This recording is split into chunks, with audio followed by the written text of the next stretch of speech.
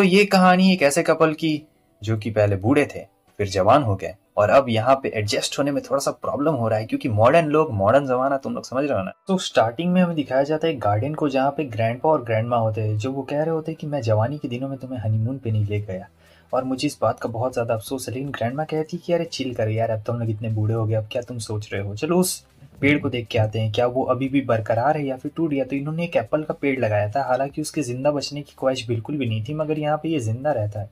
इसके साथ साथ वो लोग देखते हैं कि ये जो पेड़ है नॉर्मल रहता है, लेकिन इसके ऊपर एक सेव भी भरा हुआ रहता है, मगर ये जो एप्पल रहता है बड़ा अजीब गोल्डन रहता है। अगली सुबह जब ग्रैंडपा उठते हैं तो उन्हें एकदम बेचैनी होती है और देखते हैं कि ये क्या हो गया है, वो जवान कैसे हो गए हैं भाई, ये क्या हो गया है। फिर वो जाते हैं ग्रैंडमा को बोलने के लिए कि अरे देखो ये क्या हो गया है। तब ग्रैंडमा भी जवान हो गई थी और काफी खूबसूरत लग रही थी। तब ग्रैंडपा कहते हैं कि चलो चलो अभी एकदम सही मौका है। ग्रैंडपा एकदम एक्साइटेड हो जाते हैं और कहते हैं कि चलो अभी हम लोग अपने हनीमून पे चलते हैं, चलो। तो वो कहती है कि अरे ज़रा शांत हो जाइए, इतना क्या ही ज़रूरी है। शाम में इनकी पोती आती है जिसका नाम मीनू रहता है और वो कहती है कि ग्रैंडपा, ग्रैंडमा, लेकिन यहाँ तो वो लोग जवान हो चुके थे तो वो पहचान नहीं पाती। तब वो लोग बताते हैं कि हम लोग जवान कैसे हो गए और वो एकदम पता नहीं क्या हो जाता है भाई, और ये कह रही होती है कि आप लोग जवान कैसे हो गए। वैसे ग्रैंडपा आप तो बहुत ही ज़्यादा हैंडसम लग रहे हैं, क्या मैं ग्रैंडपा को रख लूँ ग्रैंडमा। ग्रैंडमा कहती है कि नहीं, वैसे ग्रैंडमा का नाम इने होता है और ग्रैंडपा का नाम सोजू रहता है। तो यहाँ पे ये बहुत मस्ती कर रही होती है और जब वो जाके अपने डैड को बताती है यानी उनके बेटे को, तो बिल्कुल यकीन नहीं करते हैं। आगे हमें दिखाया जाता है कि यहाँ पे दो बूढ़े बोल रहे होते हैं कि आजकल इने और सोजू आ नहीं रहे हैं, हाँ उनकी तबीयत खराब चल रही है। लेकिन इतनी देर में वो लोग एक नौजवान बंदे को देखते हैं और ये ग्रैंडपा होते हैं और जो बुढ़िया रहती है वो इनके ऊपर मर रही होती है, लाइन मार रही होती है, क्या ही बोला जा सकता है। और जो बूढ़े होते कहते हैं कि ये नौजवान बंदा कौन है, ये सुजू है क्या। इतनी देर में क्या होता है कि जो इने है वो उनके लिए लेके आई रहती है और चच्चा का दिल बहुत ही जोरों से धड़क रहा होता है। कॉफी इनसे पकड़ी नहीं जाती और ग्रैंडमा जा रही होती है, कहती है आप ठीक तो है ना। और दोनों ठरकी बुढ़े भाई, क्या ही बोला जा सकता है। आगे हमें दिखाया जाता है कि ये पास्ट का सीन रहता है जहाँ पे इनका बेटा इनसे कह रहा होता है कि आप हमारे साथ रहिए, मगर जो ग्रैंडपा होते हैं वो कहते हैं कि नहीं, ये हमारी पुश्तैनी ज़मीन है और मैं इसे छोड़ के नहीं जा सकता हूँ, भले हमें 1000 साल क्यों ना रहना पड़े, हम लोग यहीं पे रहेंगे। तुम्हें जाना है तो जाओ, लेकिन मैं और तुम्हारी मॉम नहीं आने वाले हैं। तो यहाँ पे उनके बेटे से उनकी बहस थोड़ा सा हो जाता है और फिर वो जो उसकी वाइफ रहती है कहती है कि माफ़ करिएगा, और फिर जो मतलब इनकी रहती है वो आ जाती है और कहती है कि ग्रैंडपा, और वो देखती है कि अरे आप कौन है। तब वो कहते हैं कि अरे मैं ही हूँ, मैं जवान हो गया हूँ। तब वो कहती मुझे यकीन नहीं होता है डैड, अपने जवानी के दिनों में इतने हैंडसम थे। और फिर इनका बेटा भी आ जाता है, उन्हें भी यकीन नहीं हो रहा था और वो कहते हैं कि क्या तुम मीनू जो बात बोल रही थी कि तुम ग्रैंडपा को अपना बॉयफ्रेंड बनाना चाहती हो, ये। वो कहती है कि हाँ हाँ, ऐसा बिल्कुल नहीं हो सकता, वो तुम्हारे ग्रैंडपा है। और तुम क्या सोच रही थी इन्हें देख के, क्योंकि ग्रैंडपा बहुत ज़्यादा हैंडसम रहते हैं और क्या ही बोला जाए। लेकिन ग्रैंडमा को ये सब सहन नहीं होता है तो इसलिए वो गालों पे दे देती है भाई एक बहुत ही प्यारा सा निशान है, समझ सकते हो। उसके बाद इनका बेटा कह रहा होता है मॉम, तो मॉम कहती तुम बड़े हो गए, तुम्हें तो आज तक किसी ने ऐसे सहलाया नहीं होगा, और फिर उसे बचपन याद आने लगता है। और जो मीनू रहती है वो कहती है कि मुझे भी सहलाइए, तो यहाँ पे उसके सर पे सहलाया जाता है। आगे हमें कॉम्पिटिशन को दिखाया जाता है जो होने वाला था बूढ़े लोगों के बीच में। तो ये लोग कह रहे होते हैं कि वो बूढ़ा हमेशा जीत जाता है। ओह, इस बार तो सोजो भी नहीं है हमारे पास में, पता नहीं हम लोग कैसे जीतेंगे। लेकिन फिर यहाँ पे हंगामा होने लगता है और हंगामा होता हमें दिखाया जाता है कि कुछ चलने की आवाज़ आ रही होती है और फाइनली सोजू आ चुका रहता है। सारे बूढ़े देख के हैरान हो जाते हैं और उसे एकदम प्रे करने लगते हैं गॉड की तरह कि अरे भाई ये कौन आ गया। हमें दिखाया जाता है एक दूसरे बूढ़ऊ को जिसका नाम रहता है मात्सुशुके। मात्सुशुके इसका नाम रहता है और ये दोनों इसके पोते रहते हैं। तो दोनों आज ये लोग कंपटीशन में हिस्सा लेंगे और हमेशा हर साल यही लोग जीतते हैं, ठीक है। तो ये कह रहा होता है कि वो कोई भी आज मुझे टक्कर देने के लिए नहीं है, सुजू भी नहीं है, इन्हें भी नहीं आई है क्या। लेकिन ये लोग कहते हैं हम लोग आए हैं ना, यहाँ पर दोनों जवान हो गए थे तो कोई पहचान ही नहीं पा रहा होता है। वो देखता है, कहता है कि ये कैसे हो गया है। और फिर अब यहाँ पे रस्सा कस्सी का मैच शुरू हो चुका रहता है तो दोनों पलड़ा भारी होता है। ग्रैंडपा कह रहे होते हैं कि मैं तो हारने वाला बिल्कुल नहीं। मगर दूसरी तरफ जो उसके पोते रहते हैं, यहाँ पे ग्रैंडमा को चेयर करने के लिए जो दूसरा बूढ़ा रहता है वो बोल रहा होता है कि तुम चेयर करोगी तो उनका हौसला बढ़ जाए। ग्रैंडपा को गुस्सा आ रहा होता है और जब ये चेयर करती है अचानक से सारे बूढ़ों के अंदर जोश आ जाता है। भले हमारे सोजू के अंदर आए ना आए, लेकिन सबके अंदर आ जाता है और फिर ऐसे करते करते वो लोग गेम जीतने लगते हैं।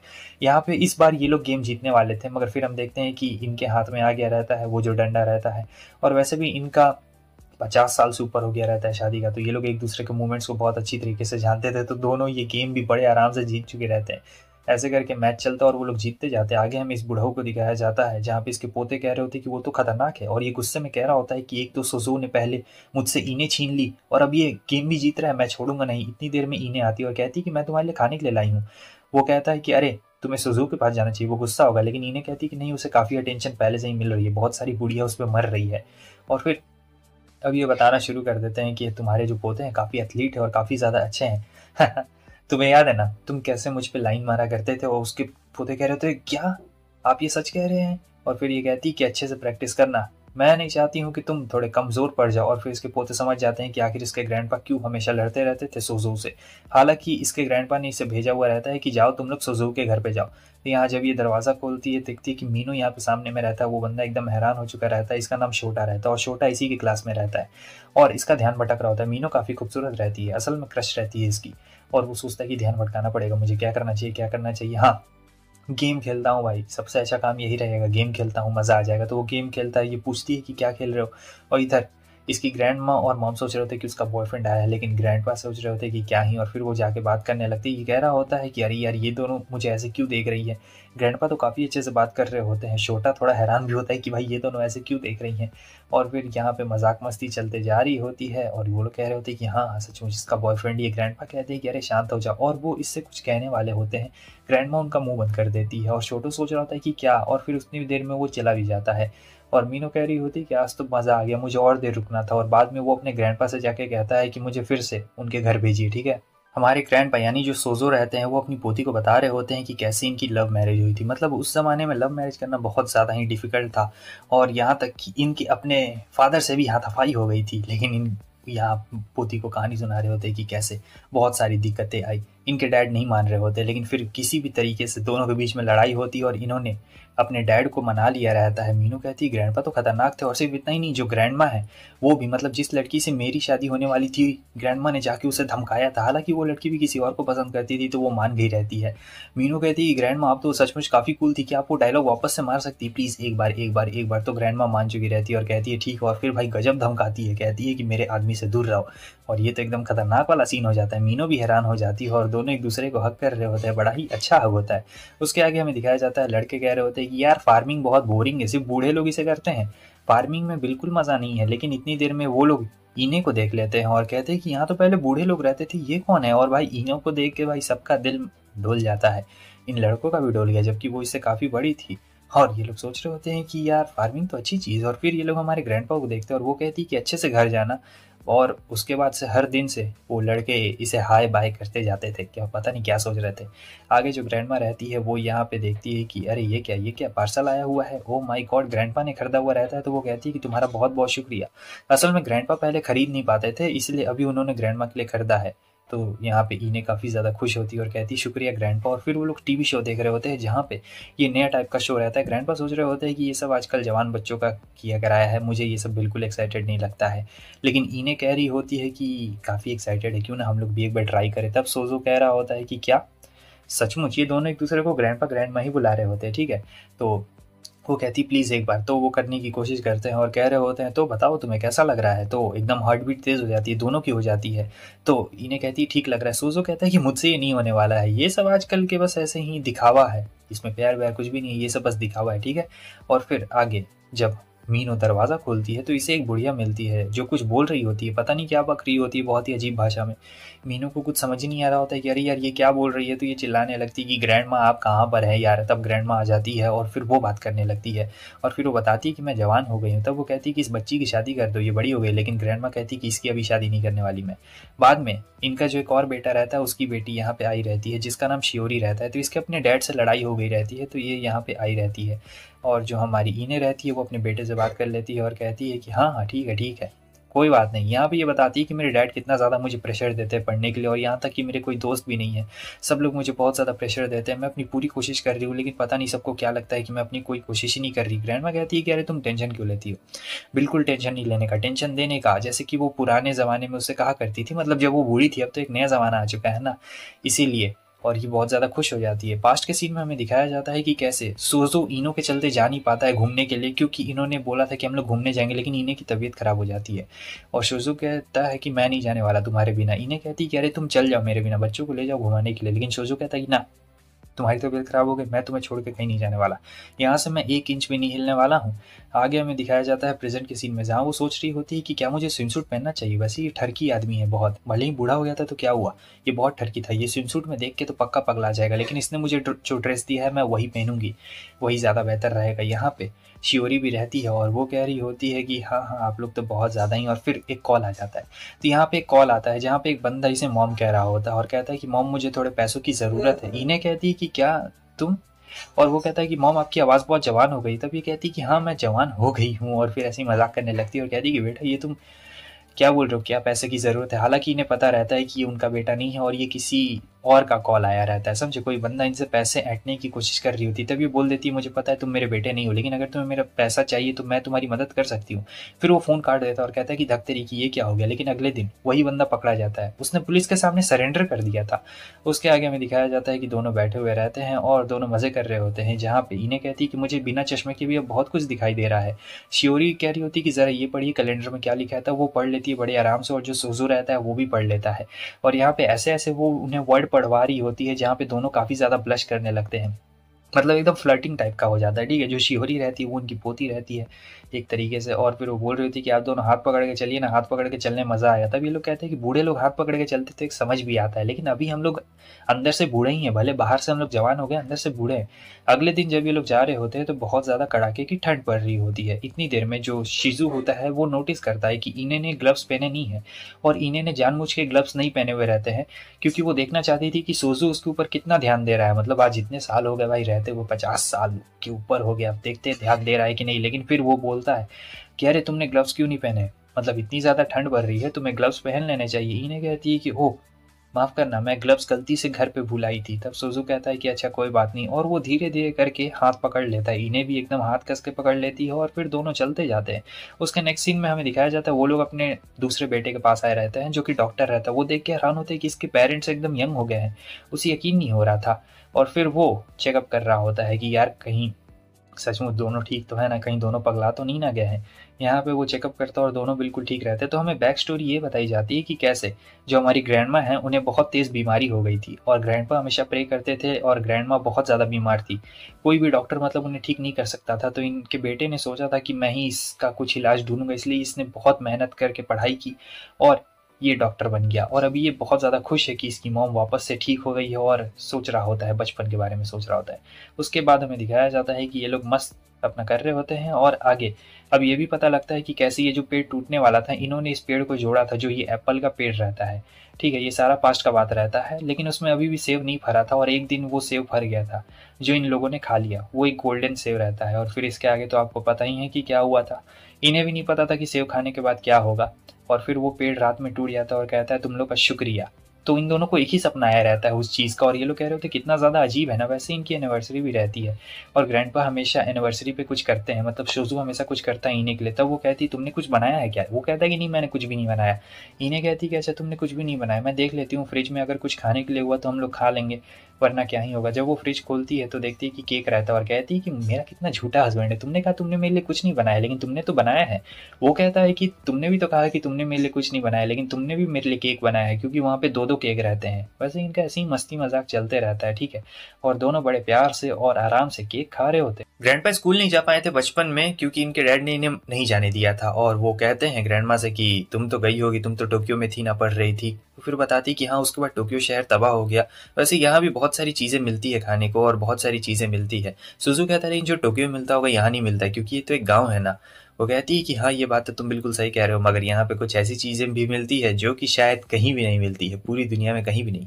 बाद में शियोरी इन दोनों को गेम खिलवा रही होती है, ज़ॉम्बी वाला कोई गेम रहता है जहाँ पे शुजू कह रहा होता है कि क्या यार हमें ये सब क्या क्या करना पड़ रहा है। तब वो सोचती है कि लगता है इनकी एज के मुताबिक ये गेम कुछ ज़्यादा ही है, और वो कहते हैं हमें चोरी भी करनी पड़ेगी क्या। वो कहती है गेम में ऐसा ही करना पड़ता है, जो करना है करिए। लेकिन यहाँ पर ये दोनों गेम में काफ़ी अच्छा परफॉर्मेंस दे रहे होते।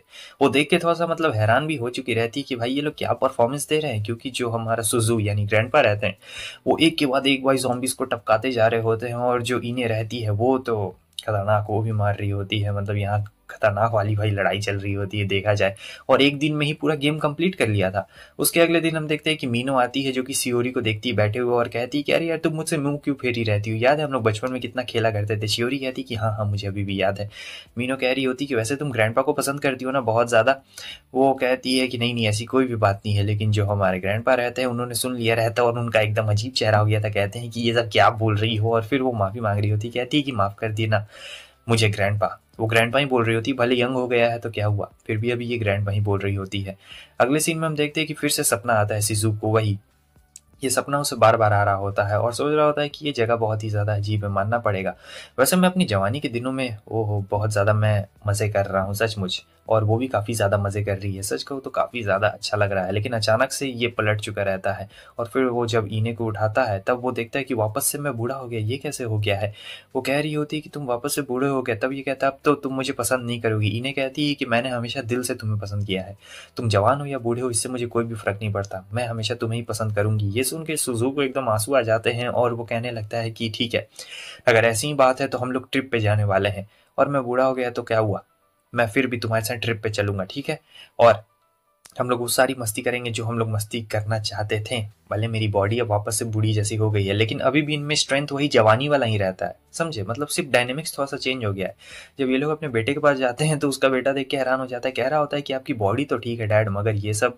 और फिर वो अपनी मॉम से बता रहा होता है कि देखिए मॉम, डैड बिल्कुल ठीक है और इन्हें कोई भी प्रॉब्लम नहीं है, समझी? मतलब फिर से बॉडी बस वापस से चेंज हो गया, लेकिन मसल्स और बाकी सब वगैरह बिल्कुल सब ठीक है, उसमें कोई भी चेंजेस नहीं आए हैं।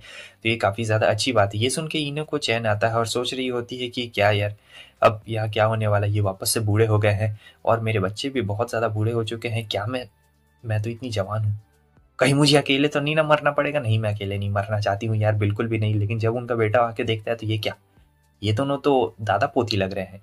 और फिर जब वापस जाते हैं तो देखते हैं कि ये क्या हो गया, आप बूढ़े हो गए हैं डैड, दूसरा वाला बेटा कह रहा होता है। फिर वो कहता है कि मुझ में अभी बहुत जान बाकी है, आओ पंजा लड़ाते हैं। तब इनका बेटा कह रहा होता है कि डैड अगर आपने मुझे हरा दिया तो मैं आपको हॉट स्प्रिंग की टिकट्स दूंगा, वो भी खुला खुला वाला हॉट स्प्रिंग। ये सुन के तो पता नहीं क्या हो जाता है सुजू को, उसके दिमाग में लड्डू फूटने लगते हैं, बहुत कुछ फूट रहा होता है। सोच रहा होता है कि मैं और इन्हें वैसे खुलेआम में और फिर क्या था भाई, मैच स्टार्ट होते देरी नहीं लगता है और यहाँ पे सुजू ने अपने बेटे को हरा भी दिया रहता है और ये खुश रहती है, वाह। और आगे हमें दिखाया जाता है कि जब ये लोग स्टोर में रहते हैं सब बड़ी अजीब नज़रों से देख रहे होते हैं भाई, देखने में दादा पोती लग रहे होते हैं मगर ऐसा बात होता नहीं है, ठीक है। और सुजू थोड़ा साइड हट रहा होता है मगर इन्हें कहती है कि नहीं नहीं, साइड क्यों हट रहे हो, साइड बिल्कुल भी नहीं हटना है, चुपचाप रहो, साथ साथ में रहो। और फिर यहाँ पे सब लोग देख रहे होते हैं घूर घूर के। तब कहता है कि आप अपनी ग्रैंड डॉटर के लिए कुछ लेने आए हैं? वो कहता है कि हाँ ग्रैंड डॉटर के लिए लेने आया हूँ, लेकिन इन्हें कहती है कि मैं इनकी ग्रैंड डॉटर नहीं हूँ, मैं इनकी वाइफ हूँ। ये सुन के वो भी हैरान हो जाता है और कहती है ये कि देखो मैं तुम्हारी वाइफ ही बन के रहना चाहती हूँ, समझे? और फिर वो देखता है कि ये क्या, घर में ये खाने के लिए पड़े हुए हैं, वैसे तो ये उसका फेवरेट है लेकिन वो मेरी वजह से नहीं खा पाती, और कहता है कि तुम जाके वो खाती क्यों नहीं? लेकिन वो कहती है कि अरे नहीं, मैं नहीं खाने वाली हूँ, मुझे अच्छा नहीं लगता है। सुसु जानता था कि वो झूठ बोल रही है क्योंकि उसे वो खाना अच्छा लगता है, लेकिन वो मेरे चलते नहीं खा पा रही क्योंकि मुझे डायबिटीज़ थी। खैर चलो सोता हूँ। और फिर जब वो सो जाता है तो ये खा रही होती है। असल में वो उसके सामने नहीं खाना चाहती थी क्योंकि बुरा लग रहा होता है भाई, एक खाएगा और एक नहीं, लेकिन वो पीछे से पकड़ लेता है और कहता है कि अरे तुम शर्मा क्यों रही हो, खाओ खाओ, तुम्हें खुश देखते हुए ही मुझे बहुत ज़्यादा अच्छा लगता है, मतलब दिल से अच्छा लगता है, मैं तुम्हें क्या बताऊँ। और दोनों हंसी मजाक ऐसे ही पूरा हंसी मजाक करते जा रहे होते हैं और फिर हमें इन्हें अपना कहानी बताती है कि इसके पेरेंट्स के गुजर जाने के बाद ये यहाँ विलेज में आ गई थी, ठीक है। तो यहाँ इसके फादर बहुत वेल्दी थे तो मदर साइड ये आई रहती है, तो उनके साथ इनका रिलेशन कुछ अच्छा नहीं रहता है, तो ये भी ऐसे ही बोर हो रही थी बहुत ज़्यादा, बचपन में ऐसा बोरिंग था और ऐसे ही काम करके अपना गुजारा कर रही होती है। तो एक दिन इसकी मुलाकात सोजू से हो जाती है क्योंकि ये अकेले बैठी हुई रहती है और सोजू भी अपने घर ही जा रहा था। और फिर ये दोनों बात करना शुरू करते हैं। सोजू कहता है कि तुम यहाँ पे नहीं हो क्या, अकेली यहाँ पे क्या कर रही हो? और फिर इतनी देर में जो हमारी इने रहती है उन्हें भूख भी लग जाती है, तो वो उसे एप्पल देता है और कहता है कि ये लो, मैं एप्पल की ही गार्डनिंग करता हूँ। और फिर उसके बाद वो दोनों ऐसे बातें करने लगते हैं और वो एप्पल खाती है, उसे काफ़ी अच्छा लगता है। अगले दिन वो कहती है कि अरे तुम यहाँ फिर से? तब वो कहता है कि मैं, मेरा घर जाने का रास्ता यहीं से, तो इसीलिए वैसे तुम ही यहाँ पर बैठी हुई हो। और फिर वो भी साइड में बैठ जाता है। तब वो कहती है कि लोग हमें गलत समझेंगे, तुम्हें चले जाना चाहिए। तब वो कहता है कि अरे हाँ, तुम बिल्कुल सही कह रही हो, क्योंकि उस समय ज़माना बहुत ज़्यादा ही अलग था, तो वो उतर चुका रहता है। और वो कह सोच रही होती है कि ये बंदा लगता है पढ़ा लिखा नहीं है, लेकिन पता नहीं क्यों इसे देख के ऐसा लग रहा है कि मैं इसकी तरफ अट्रैक्ट होते जा रही हूँ। और ऐसे ही करके आपको कहानी तो पता है। उसके नेक्स्ट सीन में प्रेजेंट में हमें दिखाया जाता है जहाँ पे सुज़ू देखता है कि ये क्या, ये जार अगर मैं इसे वापस से घुमा दूँ तो मैं वापस से जवान हो जाऊँगा, और ये सैंड गिरती जा रही है। तो ठीक है, ये बात है। और फिर अगले दिन वो वापस से जवान हो गया था, मतलब ये खतरनाक चीज़ें चल रही होती है, समझे? और वो कह रहा होता है कि देखो, ये सैंड अगर पूरा ख़त्म हो जाएगा तो वापस से हम लोग अपने टाइम में आ जाएँगे, जहाँ पे इन्हें कह रही होती है कि हाँ, एक ना एक दिन हम लोग बूढ़े हो जाएँगे और हम लोग मर जाएँगे। क्यों, सही कह रही हूँ ना? सुज़ू कहता है कि देखो, जितना भी हमें टाइम मिला है, ये जवानी का और ये बुढ़ापा वाला जो भी है, ये बहुत ही ज़्यादा अच्छा बात है।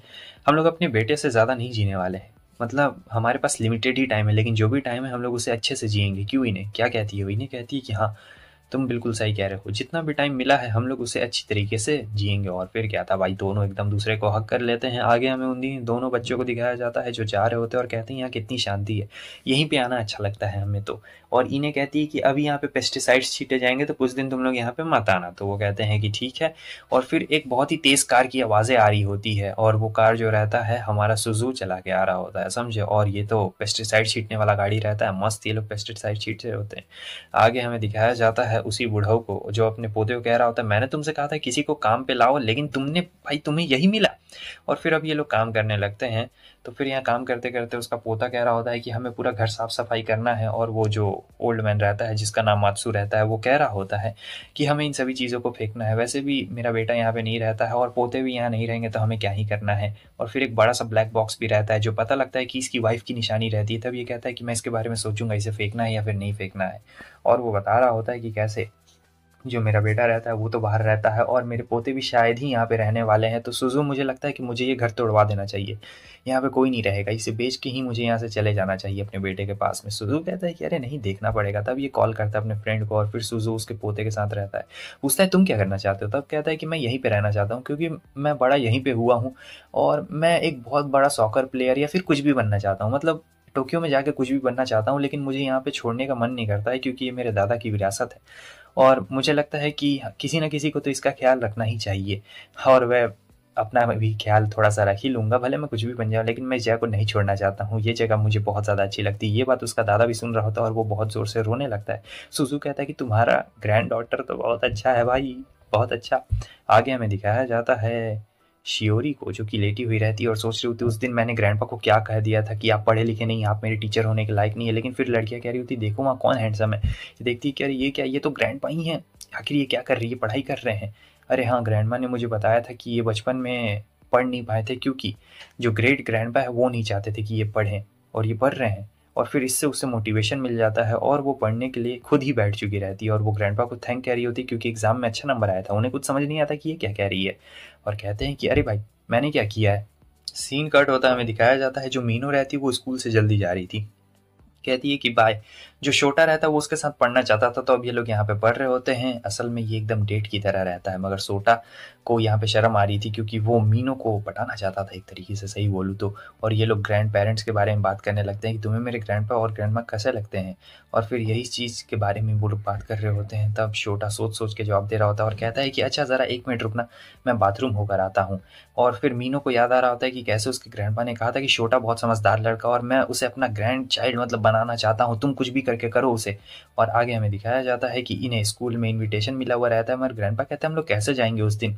उस दिन तो हमें डेंटिस्ट के पास भी जाना है और बहुत जगह जाना है, कैसे जाऊंगा हम लोग। मीनू कहती कि अच्छा। तब ग्रैंडपा कहते ओ ये तो अगले हफ्ते के अगले हफ्ते वाला अपॉइंटमेंट है, हम लोग जा सकते हैं उस दिन क्योंकि स्कूल में फेस्टिवल रहता है, बहुत सारे लोग आएंगे और मज़ा आएगा। ग्रैंडमा भी बहुत ज़्यादा खुश होती है। ये लोग जाते हैं फेस्टिवल में और घूम रहे होते, कहते हैं हमारे ज़माने में ऐसा नहीं था। और जब ये लोग जा रहे होते हैं तो बहुत सारे बच्चे इन्हें घेर लेते हैं, फूड फेस्टिवल होता है ना। अचानक से एक ड्रिंक गिर चुकी रहती है उनके शर्ट पे ऐसे, और फिर वो चली जाती है चेंज करने के लिए और ये बाहर ही खड़े हुए रहते हैं, सोच रहे होते हैं। तब तक वो कहती है कि मिस रेडी हो चुकी है और ये स्कूल ड्रेस में रेडी होती है। ये देख के तो भाई सुजू की आंख फटी की फटी रह जाती है। और फिर अब ये लोग यहाँ पर क्या ही बोला जाए, यहाँ बहुत ज़्यादा अजीब लग रहा होता है। वो उसे देखता है कि अरे भाई ये स्कूल ड्रेस में है, मैंने इसे स्कूल ड्रेस में कभी नहीं देखा था। ओ हो, ये अपनी पुरानी मेमोरीज में वापस आ गई होगी। इन्हें को भी बहुत अच्छा लग रहा होता है। लेकिन यहाँ पे अचानक से दोनों को शक हो जाता है कि जैसे कोई कैमरा लगा हुआ है क्या। नहीं नहीं, कोई भी कैमरा नहीं लगा हुआ है, लेकिन अगर लगा हुआ तो ये काफ़ी बुरा होगा। मैं कैसे बात करूँ क्योंकि बाहर से भले दोनों जवान हो लेकिन अंदर से दोनों बूढ़ा ही रहते हैं। और फिर ये लोग पकड़ लेते हैं कि अच्छा बच्चा, तो तुम लोग हमारी तस्वीर खींचना चाहते थे, दोनों हैंडसम रहते हैं ना। फिर उसके बाद ये लोग मेड कैफ़े में जाते हैं जहाँ पे मज़े कर रहे होते हैं मेड कैफ़े में, और काफ़ी ज़्यादा मज़ा आ रहा होता है। तो मेड कैफ़े में इन लोगों ने काफ़ी ज़्यादा लोगों को बुला लिया रहता है, लड़कियों को छोड़ के, क्योंकि लड़के ज़्यादा आ रहे होते हैं मेड कैफ़े में और सामने वाला जो टीम है वो बहुत लोगों को अट्रैक्ट कर रहा होता है। तो यहाँ पे ये लोग सोजू को कहते हैं कि आप ही कुछ करिए, और बगल वाली टीम देखती है कि ये बूढ़ियों की लाइन क्यों लगी हुई है, आखिर ये क्या कर रही हैं। तब देखती है कि अरे ये क्या, ये कौन आया है भाई, ये बटलर है इन लोगों का, और इसलिए बुढ़िया इसकी तरफ अट्रैक्ट हो रही है। काफ़ी अच्छा ट्रिक रहता है। और इन्हें कह रही होती है कि तुम इस फोटो में क्यों नहीं हो, तुम्हें भी तो यहाँ पे होना चाहिए। वो कहता है कि मैं इसमें तुम्हारी वजह से नहीं हूँ। हमें पता लगता है कि यहाँ पर इनकी पुश्तैनी ज़मीन रहती है, तो इसके फादर ने इसे मना कर दिया रहता है कि नहीं तुम स्कूल में नहीं पढ़ोगे, तुम हमारी पुश्तैनी ज़मीन में खेती बाड़ी करोगे, इसके अलावा तुम कुछ भी नहीं करोगे। तो यही रहता है हमारे सोज़ू की कहानी। और फिर वो कहीं पढ़ नहीं पाया था, लेकिन फिर वो कहता है कि अगर मैं इसमें पढ़ता तो मैं तुमसे कहीं मिल नहीं पाता। तुम्हें पता है ना मैं तुमसे कैसे मिला था, टेम्पल में मिले थे हम लोग। और फिर वो सारी चीज़ें वहीं से तो स्टार्ट हुई थी जहाँ पर मैंने पहली बार तुमसे प्रपोज़ किया था और वो सारी बातें। तो ग्रैंड माँ एकदम शर्मा चुकी रहती है और सब लोग इनकी तस्वीरें खींच रहे होते हैं और दोनों बहुत ज़्यादा शर्मा जाते हैं। इनकी भी एक तस्वीर बिलबोर्ड पे आखिरकार लग चुकी रहती है। उसके नेक्स्ट सीन में हमें दिखाया जाता है कि शोटो इंतजार कर रहा होता है सबका जाने का, लेकिन वहाँ पे इने रहती है तो सोच रहा होता है कि ओ माय गॉड मैं उसे कैसे बोलूँ कि मेरे साथ डांस पे चले। उतनी देर में क्या होता है कि शोजो कहता है अच्छा तुम यहाँ पे, वो समझ गया रहता है बिना बोले ही। और फिर जो इने को वहाँ से ले जाता है और कहता है कि चलो यहाँ से हमें चलना चाहिए। उसके बाद क्या था, शोटो चांस लेता है और फिर मीनू को जाके बोलता है डांस के लिए। फिर ये लोग बॉन फायर डांस कर रहे होते हैं, मज़ा आ रहा होता है। इने को वापस से सपना आता है, इसी का सपना आता है और वो सोच रही होती है कि कल मुझे एडमिनिस्ट्रेशन में जाना है, तो मैं वहाँ पे जवान बन के तो नहीं जा सकती हूँ, मुझे वहाँ पर बूढ़ा ही बन के जाना होगा। वैसे जवानी के दिन भी काफ़ी ज़्यादा अच्छे थे, बहुत ज़्यादा मज़ा आ गया मुझे अपनी जवानी में। गलती से आवर ग्लास टूट चुका रहता है। और फिर जाता है सोजो कहता है कि चलो हमें चलना है, लेकिन वो कहती है कि तुम ग्रैंडमा किसे बोल रहे हो, और ये टीवी ये इतना अलग क्यों है, और ये कैलेंडर भी चेंज है, ये तो बहुत ज़्यादा ही चेंज है। और लोग यहाँ पे ये क्या क्या चीज़ें यहाँ पे रखी हुई है, मेरा नाम है इने साइटो और ये पूरे अपने जवानी में। वो कहती है कि तुम ग्रैंडमा किसे बुला रहे हो, मेरा नाम तो इने है। सुजू समझ चुका रहता है कि इसकी मेमोरीज बहुत पहले की जा चुकी है, मतलब ये जब मुझसे मिली थी तब उससे पहले की मेमोरीज इसके अंदर आ चुकी है। तो वो उससे सारी बातें बताना शुरू करता है कि किस तरीके से क्या क्या हुआ, हम लोग किस तरीके से मिले और मैं तुम्हारा हस्बैंड हूँ और ये सारी चीज़ें। तब वो उसे विश्वास नहीं हो रहा था, लेकिन जब वो हाथ में अपनी वेडिंग रिंग देखती है तब उसे विश्वास हो चुका रहता है और कहती है अच्छा तो मुझे लगता है तुम सही कह रहे हो, लेकिन मैं ये जानने में बहुत ही ज़्यादा इंटरेस्टेड हूँ कि आखिर मैंने तुम्हें क्यों पसंद किया, क्योंकि मुझे जानना है कि यार क्या बात है तुम्हें। और वो काफ़ी ज़्यादा क्लोज भी आ चुकी रहती है सुजुकी, तो ये थोड़ा सा शर्मा भी रहा होता है। उसके बाद वो उसे दिखाता है कि देखो ये कुकर है और कैसे इसमें राइस बनता है। वो देख के बहुत हैरान होती है कि भाई ये सारी टेक्नोलॉजी तो काफ़ी ज़्यादा खतरनाक है और मज़ा आ रहा है। हमारे ज़माने में तो आग पे ऐसे पॉट डाल के बनाया जाता था उसके बाद, और बहुत सारा खाना भी रहता है। ये देख के वो काफ़ी हैरान होती है कि ऐसा ऐसा, और खा रही होती है, बड़े मज़े से खा रही होती है। और वो कहती है कि तुम्हें सब चीज़ करना आता है। तब ये बोलता है कि हाँ मुझे खाना बनाना नहीं आता था, तो मेरे फादर मुझसे घर का काम करवाते थे और वैसे भी मैं ज़्यादातर घर ही का काम करता था, तुम खाना बनाती थी, क्योंकि मुझे खाना बनाने नहीं आता था तो मैं ज़्यादातर घर ही का काम करता था, समझी। और ये सोच के इन्हें को भी कुछ भी याद नहीं आ रहा होता है, लेकिन वो सोचती कि पता नहीं क्यों, मैं इसे जानती तक नहीं, लेकिन कुछ अंदर अंदर फीलिंग आ रही है, ये तो काफ़ी ज़्यादा अच्छा है और कुछ भी नहीं बोल रहा है, सिर्फ काम करते जा रहा है, क्या बात है भाई इसमें। और फिर उसके बाद वो कहता है कि चलो सो जाओ, तुम्हें सुबह पता चल जाए कि आखिर मैं तुम्हें क्या बताना चाहता था। तो जब वो सुबह उठती है देखती कि ये क्या, उजड़े चमन पे बाल कैसे आ गए। और फिर यही सोजो बताने की कोशिश कर रहा होता है और कहता है आवर ग्लास के बारे में तुम्हें कुछ याद है, लेकिन वो कहती है कि आवर ग्लास के बारे में मुझे कुछ भी नहीं पता है, मैं नहीं जानती हूँ कि आखिर यहाँ पे क्या हो रहा है, और काफ़ी घबराई हुई रहती है। सुजू कहता है कि अच्छा ठीक है, बिल्कुल भी टेंशन मत लो, मुझे लगता है कि मैं कुछ ज़्यादा ही प्रेशर डाल रहा हूँ, शायद तुम्हारी मेमोरीज ऐसे वापस नहीं आने वाली है। तो वो उसे अपने बेटे पोते की फ़ोटो दिखा रही होती है कि देखो यही है, और वो देख रही होती, कहती कि क्या ये हमारी फैमिली है। वैसे इन्हें को अभी भी कुछ याद नहीं आ रहा होता। उतनी देर में कहता है कि वो मैं तो भूल ही गया, आज तो हमारा बेटा अपनी फैमिली लेके यहाँ पे आने वाला है, तुम्हें ग्रैंडमा बनने की एक्टिंग करनी पड़ेगी। इन्हें कहती कि ठीक है मैं कर लूँगी, उन्हें पता नहीं चलना चाहिए कि मैंने अपनी मेमोरीज खो दी है। तो यहाँ पे इन्हें को विश्वास हो गया था कि ये जो बोल रहा है बिल्कुल सच बोल रहा है, तो वो एकदम रेडी हो चुकी रहती है, सोच रही होती कि हाँ मुझे एकदम ग्रैंडमा जैसा एक्टिंग करना है, तैयार रहती है। तो यहाँ पे वो देख रही होती है, अपने बेटे को देख रही होती है, अपनी बहू को देख रही होती है और साथ ही साथ अपनी नाती को भी देख रही होती है, मतलब पोती, समझ रहे हो ना। और वो सोच रही होती है कि भाई यार कितनी ज़्यादा अच्छी फैमिली है और ये मीनू तो कितनी ज़्यादा क्यूट है, ये कितने अच्छे तरीके से बात करती है, वैसे ये मेरा ही खून है, मुझे यकीन नहीं हो रहा है ये कितनी ज़्यादा प्यारी है। और वो अलग तरीके से थोड़ा सा बात कर रही होती है। मीनू और भी ज़्यादा क्लोज हो जाती है अपनी ग्रैंड माँ से बात करने के लिए, तब वो उसे हक कर लेती है और कहती है कि ओ माई गॉड तुम कितनी ज़्यादा अच्छी हो। सबको लग रहा होता है कि ये क्या हो गया, वैसे खाना बनाना बिल्कुल भी नहीं आ रहा होता है इन्हें को, वो काट ही नहीं पा रही होती है और बहुत ही अजीब तरीके से। उनका बेटा कहता है कुछ गड़बड़ है क्या, लेकिन सुजुनु कहता है कि नहीं नहीं कुछ भी गड़बड़ नहीं है, कुछ भी गड़बड़ नहीं है, हम लोग यहाँ पे सब चीज़ संभाल लेंगे।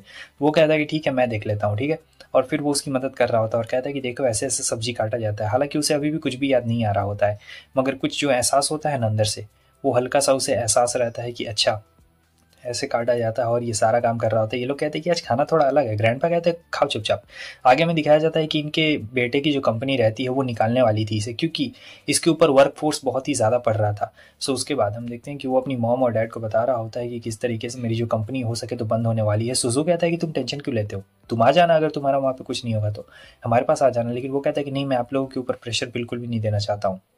तब इन्हें उससे कह रही होती है कि देखो वो लोग बस तुम्हारा फ़ायदा उठा रहे हैं, वो लोग तुमसे जितना हो सके उतना ज़्यादा काम करवा रहे हैं, तुम्हें इतना ज़्यादा काम करने की बिल्कुल भी ज़रूरत नहीं है, हम लोग हैं ना यहाँ पे तुम्हारे साथ में, मैं और तुम्हारे डैड सब चीज़ यहाँ पे संभाल लेंगे, कुछ भी नहीं होगा, तुम बस अपना काम पे मन करो और काम पे अगर मन ना लगे तो तुम यहाँ पे आ जाना, मैं यहाँ पे सारी चीज़ें देख लूँगी। और ये देख के उसे काफ़ी ज़्यादा अच्छा लग रहा होता है और उसे एकदम बचपन का अपना याद आ जाता है कि कैसे उसकी मॉम उसे सहलाया करती थी। फिर थोड़ी देर के बाद वो बोल ही देता है कि आप मेरी मॉम नहीं ना हो, मुझे लग रहा है कि आप नहीं हो, लेकिन आपकी बातें और वो सारी चीज़ें बिल्कुल उन्हीं की तरह है।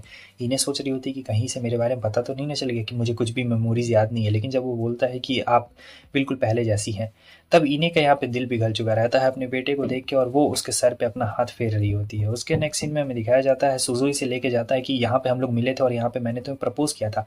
इन्हें कहती है कि मुझे यकीन नहीं होता है और फिर वो बताता है किस तरीके से प्रपोज़ किया था, वैसे ही सारा सीनरी होता है और हाथ ले जाता है। तभी उसे गुस्सा आ रहा होता है, कह रही होती है कि नहीं, ऐसा बिल्कुल नहीं हो सकता, मुझे यकीन नहीं होता है कि मैंने कुछ ऐसा बेकार सा बेहुदा सा काम किया होगा। और सुजुनो सोच रहा होता है कि अरे यार अब मैं क्या करूँ, क्या बोलूँ इसे। आगे हमें दिखाया जाता है इसकी एक बड़ी बहन रहती है और इन्हें सोच रही होती है मेरी बड़ी बहन भी है। तब जब मुझे पता चला है तो मैं यहाँ पे इससे मिलने के लिए आ गई हूँ, लेकिन आखिर इसने मुझे कुछ बताया क्यों नहीं मेरी बड़ी बहन के बारे में, और ये इतनी देर से इतना चुपचाप भी है, कुछ समझ में नहीं आ रहा है आखिर ये करना क्या चाहता है। ना कुछ बता रहा है ना कुछ कर रहा है और चुपचाप यहाँ पर बैठा हुआ है। तो इन्हें कुछ समझ नहीं पा रही होती है, लेकिन वो अपनी बड़ी बहन को सोच रही होती है कि यार मैं क्या करूँ, मुझे कुछ भी मेमोरीज एकदम बिल्कुल भी याद नहीं है, आखिर अब मैं क्या करूँ यहाँ पे। लेकिन अपनी बहन की मेमोरी याद रहती है। असल में इसकी जो बहन रहती है पियानो बजाने में बहुत ही ज़्यादा अच्छी रहती है, तो वो पियानो नहीं बजाती है, वो बस चुपचाप बैठी हुई रहती है। तब ये जाती है उनके पास में और बजाना शुरू कर देती है, क्योंकि ये लोग बचपन में भी पियानो बजाया करते थे और काफ़ी ज़्यादा अच्छा लगता था। उतनी देर में क्या होता है कि जो इन्हें की बड़ी बहन होती है उनकी आंखें खुल जाती है। फिर वो भी पियानो बजाना शुरू कर देती है और कहती है कि बेटी मुझे पता नहीं है कि तुम कौन हो, मगर पुरानी यादें मेरी भी एकदम ताज़ा हो गई, तुम बिल्कुल मेरी बहन की तरह पियानो बजा रही हो। ये सुन के तो इन्हें के आंख में आंसू आ जाते हैं, क्योंकि उसकी बड़ी बहन उसे पहचान नहीं पा रही थी। जाहिर सी बात है बहुत ज़्यादा बूढ़ी हो चुकी थी। 1 घंटा हो चुका रहता है इन्हें पियानो बजाते हुए, मगर ये दोनों रोक नहीं रहे होते। आगे हम देखते हैं कि ग्रैंड माँ अकेली होती है, यानी इन्हें अकेली रहती है, हमारे ग्रैंड पा कहीं पर गए हुए रहते हैं और वो सोच रही होती है कि अभी वो मेरे पास नहीं है, मुझे काफ़ी अकेला लग रहा है, मैं तो उसके बारे में जानती भी नहीं हूँ। आखिर ये सब क्या हो रहा है यार, मुझे कुछ भी समझ में नहीं आ रहा है। मैं उसे जानती भी नहीं हूँ, उसे काफ़ी ज़्यादा मिस भी कर रही हूँ, वो मेरा इतना ज़्यादा ख्याल रखता है। हालाँकि बेसिक चीज़ें उसने मुझे सिखा दी और मैं सब चीज़ सीख रही हूँ। धीरे-धीरे क्या होता है कि इनकी मेमोरीज़ वापस आने लगती है, क्योंकि जो आवर ग्लास टूटा हुआ रहता है, टूट गया था ना, वो धीरे-धीरे जुड़ना शुरू हो चुका रहता है। और ग्रैंडपा भी हमारे आ चुके रहते हैं और सब चीज़ इससे याद आ रहा होता है कि कैसे प्रपोज़ल हुआ, कैसे ये एक बार बीमार पड़ गई थी, तो ये इसके लिए सेब लेके आया था। वो कहती है कि तुम मेरे साथ रहोगे तुम्हें प्रॉब्लम हो जाएगी, मैं बहुत बीमार पड़ती हूँ। लेकिन सुज़ुनो ने उस वक़्त कहा था कि नहीं, कोई भी प्रॉब्लम नहीं होगी, मैं हमेशा तुम्हारे साथ में ही खड़ा रहूँगा, तुम हो तभी मेरे लिए खुशी है, वरना कुछ भी नहीं है। और ये सुनने के बाद तो उस दिन इन्हें की आँख में आँसू आ गए थे कि भाई क्या आदमी है, मतलब क्या आदमी ने चूज़ किया है, या फिर मैंने इसे चूज़ किया है, क्या ही बोला जाए। और धीरे-धीरे करके सारी मेमोरीज़ वापस आ जाती है और वो भागते हुए जा रही होती है, कहती है कि सब मुझे याद आ गया। और फिर उसके बाल वाइट हो चुके रहते हैं और जाके एक ज़ोरदार हग कर लेती है सुज़ु को। ये लोग छोटा को कह रहे होते कि तुम ही हमें जापान लेके चलो यार, क्योंकि हमें नहीं पता है जापान के बारे में ज़्यादा कुछ, मतलब टोक्यो। और फिर ग्रैंडमा कहती है कि 8 घंटे लगते हैं ना, तब ग्रैंडपा कहते हैं कि नहीं यार अब 3 घंटे लगते हैं, हमारा वाला ज़माना नहीं रहा। मीनो कहती है कि यार इन्हें लेके चलो वरना ये लोग तुम्हारे बिना नहीं जा पाएंगे टोक्यो में। तो छोटा कहता है कि अरे यार मैं ऐसा कैसे कह सकता हूँ, क्योंकि मैं आप लोग को लेके नहीं जा सकता हूँ। मगर फिर भी वो लोग कह रहे होते कि नहीं यार तुम ही हमें लेके चलोगे, वरना हमें क्या ही पता है कि हम लोग क्या ही करेंगे। और फिर मीनो भी कह रही होती कि अरे हाँ यार लेके चलो ना। तब जो सोजो रहता है कहता है कि अरे देखो ना मेरे पास बहुत अच्छा आइडिया है, अगर तुम चलोगे तो मीनो भी चलेगी और फिर तुम उसे पटा भी सकते हो, बोलो क्या आइडिया है, एकदम डेट पे चलोगे। तब वो एकदम मान चुका रहता है। उसके बाद छोटा अपने ग्रैंडपा के पास में जाता है, क्योंकि परमिशन लेने के लिए सोजो आया रहता है। तो वो कहता है कि तुम्हारे साथ तो बिल्कुल भी नहीं भेजने वाला हूँ। लेकिन फिर मीनो आ जाती है और कहती है प्लीज़ जाने दीजिए। तब वो एकदम खुश हो जाता है और कहता है कि अरे भाई मेरा पोता एक लड़की लेके आया है, ओ माय गॉड, जाओ जाओ बेटी जाओ, ले जाओ। आगे हमें दिखाया जाता है कि इन एक दुकान पे आई रहती है। इस दुकान में कोई नहीं आता, बहुत पुराना दुकान हो गया है, ये इसके ज़माने का दुकान था और अभी ये दुकान पूरा खाली है। और इसे बिल्कुल अच्छा नहीं लग रहा था कि ये दुकान इतना ज़्यादा खाली है। मगर थोड़ी देर के बाद हमें दिखाया जाता है कस्टमर्स आना शुरू हो चुके रहते हैं और ये सब बताऊँ इन्हीं की वजह से होता है, क्योंकि वो दुकान के बाहर आलू खा रही थी जो इसने खरीदा था इस दुकान से। आगे हम देखते हैं कि शोजो याद कर रहा होता है कि कैसे वो लोगों को छोड़ा करता था, मतलब ट्रेन में, वो जब वो लोग टोक्यो जाते थे। और इसने सोचा था मैं कभी नहीं जा पाऊंगा, मगर अब टोक्यो जाने का मौका रहता है। और अंकल कह रहे होते हैं कि मेरी बेटी का अच्छी तरीके से ख्याल रखना, वरना समझ रहे हो ना। और जो सोजो और इनो रहते हैं वो यहाँ पर दूसरे ट्रेन में जा रहे होते हैं, समझे, और वो लोग देख ही नहीं रहे होते हैं कौन ट्रेन में, और वो लोग दूसरे ट्रेन में, लेकिन ये लोग रोक लेते हैं और फिर फाइनली सही ट्रेन में जा रहे होते हैं। तो ये लोग टोक्यो जा रहे होते हैं भाई, टोक्यो में मज़ा आएगा। इतने सालों के बाद तुम लोग सोचो तो जा रहे हो कहीं पे घूमने में, तो काफ़ी ज़्यादा मज़ा आ जाएगा। और कहते हैं कि आप लोग बूढ़े क्यों हुए, तब ये लोग बोलते हैं क्योंकि हम लोग कुछ स्कीम का फ़ायदा उठाना चाहते हैं, और फिर सो जाते हैं। वैसे बूढ़े और जवान होने में इन लोग को क्या ही टाइम लगेगा। फिर ये लोग जवान हो जाते हैं, ठीक है। और यहाँ पे ये बताते हैं कि हमारी बेटी का भी घर यहाँ बीच में पड़ता है, तो हम लोग उसके पास रुकेंगे। हमें उनकी बेटी को दिखाया जाता है और उनका बेटा कॉल करके बताता है कि मॉम और डैड आ रहे हैं, लेकिन वो कहती है कि कैसे, वो लोग इतने बूढ़े हो चुके हैं, वो लोग यहाँ पे कैसे आएंगे यार, मुझे यकीन नहीं होता, तुम झूठ बोल रहे हो। और फिर बैठे बैठे सोच रही होती है कि मेरी तबीयत अभी भी ख़राब है। बचपन में तबीयत ख़राब होती थी तो मॉम मेरे पास रहती थी, लेकिन अभी कोई नहीं है। फाइनली हम देखते हैं कि ईने आ जाती है, उसके सर पे हाथ रखती है, ये कहती है कि एकदम मॉम जैसी फीलिंग आ रही है, लेकिन वो देख के हैरान हो जाती है कि अरे ये लड़की कौन आ गई है। और फिर मीनू आती है और बता रही होती है कि देखिए क्या क्या सारी चीज़ें हो गई हैं, मतलब ये लोग कैसे जवान हो रहे हैं, कैसे बूढ़े हो रहे हैं। ये सुनना सबके लिए काफ़ी शॉकिंग था और ये लोग दोनों बता रहे होते हैं कि टोक्यो तो बड़ी अच्छी जगह है यार, काफ़ी कमाल की जगह है। हमें ये भी पता चलता है कि इसका ग्रेट ग्रेट ग्रैंड भी हो चुका रहता है, समझे, मतलब इसके पोते का भी पोता हो गया रहता है और ये अपने बेटे से एकदम सेम मिल रहा होता है। देख के सब हैरान हो चुके रहते हैं।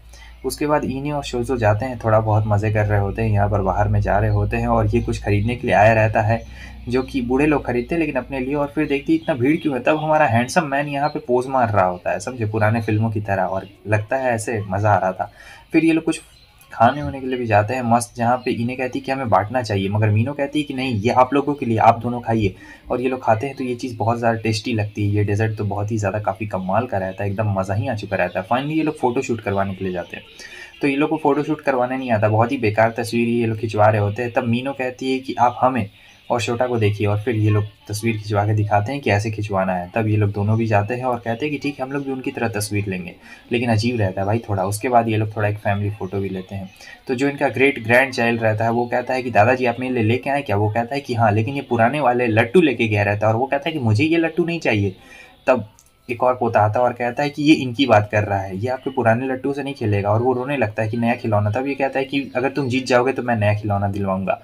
फिर इनका पोता कह रहा होता है कि दादाजी आप नहीं जीतने वाले हैं, लेकिन उसके बाद भाई इतना तेजी के साथ वो लट्टू घुमाता है कि भाई जीत गया रहता है और वो रोने लगता है। लेकिन फिर लास्ट में वो उसे नया टॉप्स ला के ज़रूर देता है। आगे हमें दिखाया जाता है कि इसकी बेटी और ये दोनों साथ में रहते हैं, जहाँ बोल रही होती है कि शादी होने के बाद भी मॉम, मैं आपका बहुत ज़्यादा मतलब आपके बारे में सोचती थी, क्योंकि आपकी तबीयत बहुत ज़्यादा ख़राब होती थी। आपको लगता हो कि मैं आपको कभी फ़ोन नहीं करती हूँ या फिर आपके बारे में सोचती नहीं हूँ, लेकिन ऐसा बिल्कुल भी नहीं है मॉम। मुझे आप लोगों की बहुत ज़्यादा चिंता होती थी। हमारा घर ही इतना दूर है कि हम लोग बिल्कुल भी नहीं आ सकते हैं, वरना मैं आपके पास ज़रूर आती। और फिर ऐसे ही पकड़ के वो रोने लगती है उसे। आगे हमें शियोरी को दिखाया जाता है, जो देखती है कि घर में कोई नहीं रहता है, मगर उसे ये पता रहता है कि घर की चाबी कहाँ पर रहती है।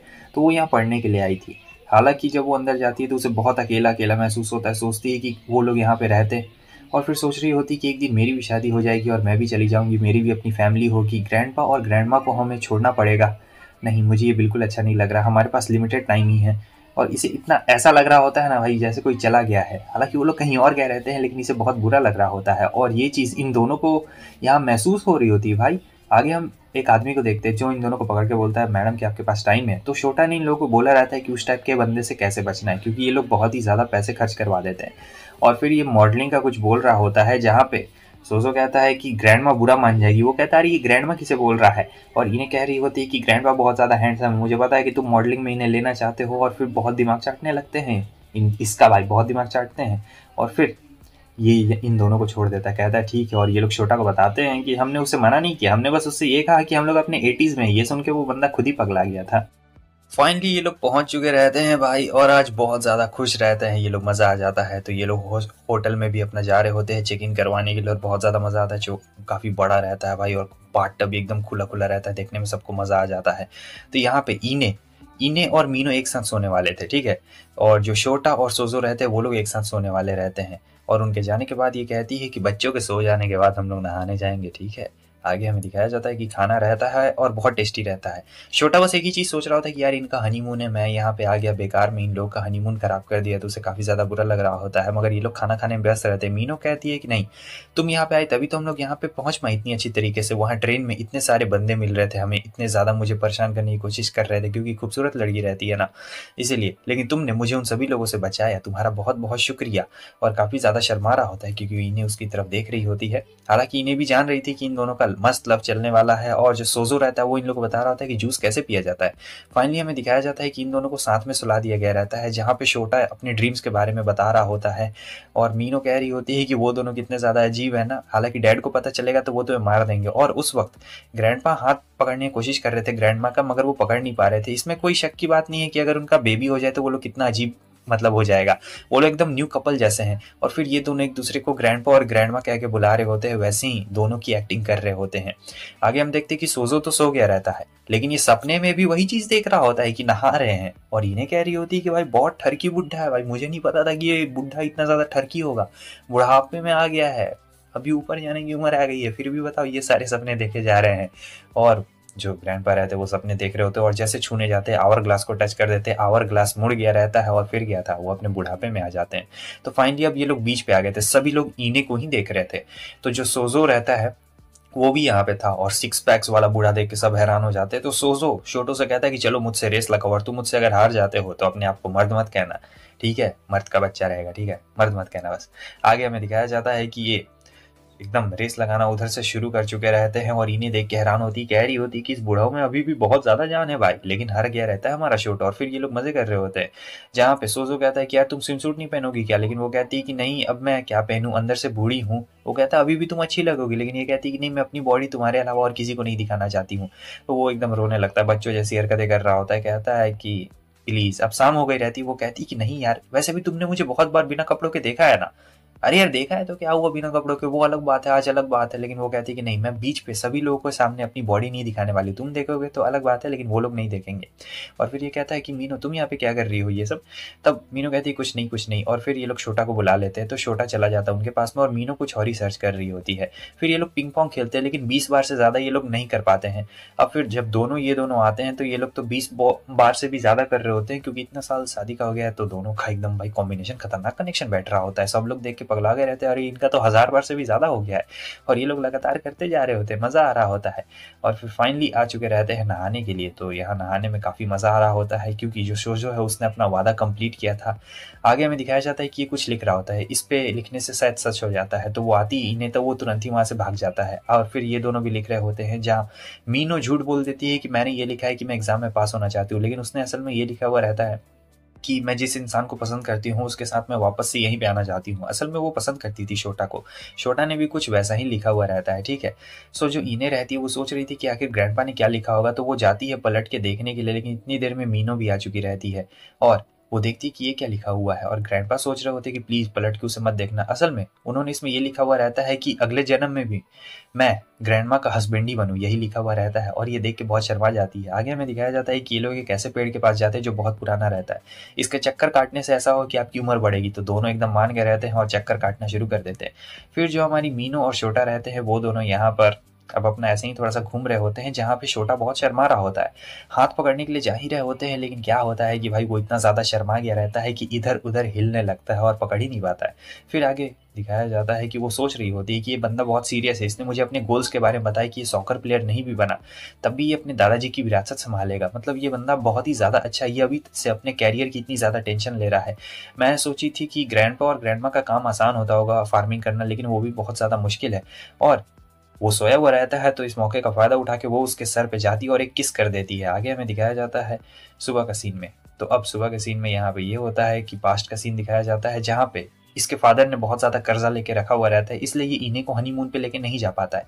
इन्हें कहती है कोई बात नहीं, जब हमारे बच्चे बड़े हो जाएंगे और या फिर तुम थोड़ी दिन के बाद हमें हनीमून पे ले जाना, इसमें कौन सी बड़ी बात है। लेकिन फिर इनके बच्चे मतलब 1 2 3 4 ऐसे ही बच्चे थे शायद, और उसके बाद पैसे ही नहीं बचे यार इनके पास में हनीमून पे जाने के लिए। लेकिन ग्रैंडपा ने वादा किया था कि वो हनीमून पे लेके जाएंगे और फाइनली उन्होंने अपना वादा पूरा किया, जो कि आपने देखा। वो उन्हें हॉट स्प्रिंग में लेके गए और अंदर ही ये दोनों हाथ पकड़े हुए थे और बहुत शर्मा रहे थे। यहाँ पे शियोरी की मुलाकात सातोशी नाम के एक बंदे से होती है, क्योंकि उसने बुक लिया था और वो बुक गिर गया था, और ये बुक रहती है जवान बनाने के बारे में, कैसे बूढ़े लोग जवान हो जाते हैं। तो यहाँ पे वो बताता है कि कैसे मैंने इस बुक में पढ़ा है कि 100 साल में एक बार ऐसा दौर आता है जहाँ पे जो बूढ़े लोग होते हैं वो जवान हो जाते हैं।